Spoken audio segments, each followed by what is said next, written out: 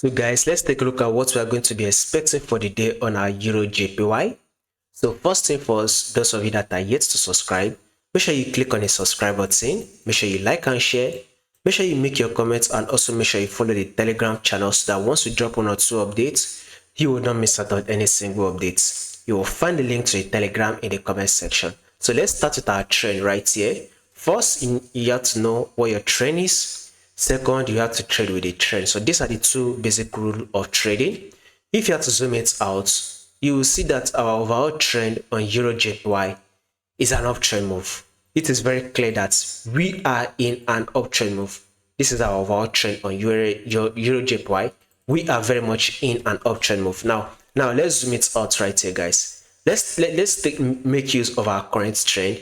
This is what we are going to look at. This is what we are going to make use of because this is what we are currently going to be following. Now, if you take a look at this movement right here, market was able to give us an high, then we eventually got a pullback, which is an higher low. Market then was able to push up again to form a new higher high. This is a pullback, which is an higher low, right? After the higher low, market eventually was able to push up again to form a new higher high. This is an higher low.